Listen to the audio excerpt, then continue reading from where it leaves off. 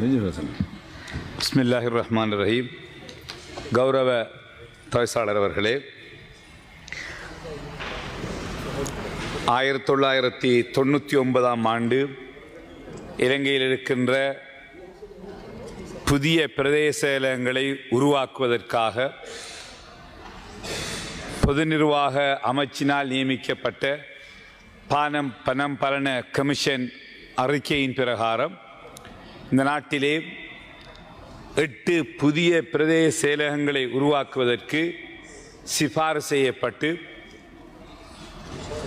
13/7/2000 ஆண்டு இடம்பெற்ற அமைச்சரவை கூட்டத்திலே அந்த அமைச்சரவையிலே தீர்மானிக்கப்பட்டு அந்த 8 பிரதேச செயலகங்கள் உருவாக்கப்பட்டு இன்று வரை 25 வருடங்களாக கடமை செய்து வருகிறது. அவைகளிலே 6 பிரதேச செயலகங்கள் ஏற்கனவே வர்த்தமானி மூலம் பிரகடனம் செய்யப்பட்டு எல்லைகள் வரையறுக்கப்பட்டு கடமை செய்கின்ற போதிலும் மட்டக்களப்பு மாவட்டத்திற்கென்று சிபாரிசு செய்யப்பட்ட கோரளைப்பற்று மத்தி, கோரளைப்பற்று தெற்கு இந்த 2 பிரதேச செயலகங்களும் இன்னும் அது வர்த்தமானி மூலம் பிரகடனம் செய்யப்படவில்லை.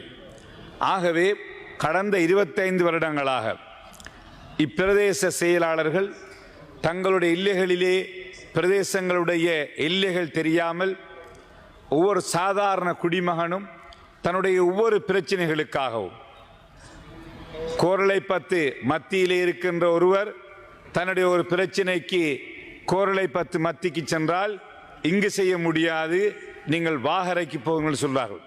சிலர் வாகரை பிரதேச செயலகத்துக்கு போகின்ற போது நீங்கள் கிரான் பிரதேச செயலகத்துக்கு போங்கள் சொல்கிறார்கள். அந்த மக்கள் 25 வருடங்களாக தங்களுடைய ஒரு சின்ன ஒரு காணி பிரச்சனையை கூட தீர்த்து கொள்ள முடியாமல் அலைந்து திரிகின்ற ஒரு அவல நிலை இருக்கிறது. ஆகவே கௌரவ அமைச்சர் அவர்களே, இன்று இந்த பணம்பலன கமிஷன் அந்த வார்த்தாவ அடிப்படையிலே அந்த கமிஷன் ரிப்போர்ட்டின் படி நீங்கள் எதை அமைச்சரவை தீர்மானித்ததோ அந்த அமைச்சரவை தீர்மானத்தின் பிரகாரம் இந்த பிரதேச செயலகங்கள் இயங்குவதற்கு நீங்கள் உரிய நடவடிக்கைகளை மேற்கொள்ள வேண்டும்.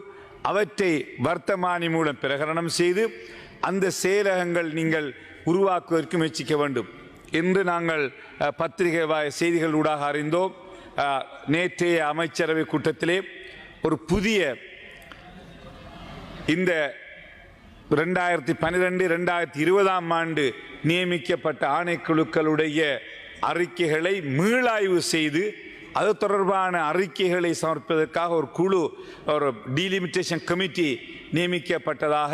நியமிக்கப்படுவதற்கு அமைச்சரவை அங்கீகாரம் வழங்கியதாக இன்று நாங்கள் செய்திகளில் பார்த்தோம். நாங்கள் அதனை பாராட்டுகின்றோம். ஆனால் இதனூடாக 25 வருடங்களுக்கு முன்பு எல்லா இனங்களும் ஏற்றுக்கொள்ளப்பட்டு அந்த பணம்பலன கமிஷனுடைய வார்த்தாவினுடைய அந்த கமிஷனுடைய அறிக்கை நடைமுறைப்படுத்தப்பட வேண்டும். ஆகவே சில வேளைகளில் காலதாமதம் ஏற்படுமாக இருந்தால் அதற்கு முன்பு எவ்வாறு நிலைமை இருந்ததோ அந்த நிலைமையிலே செயற்பாடு இருக்க வேண்டும்.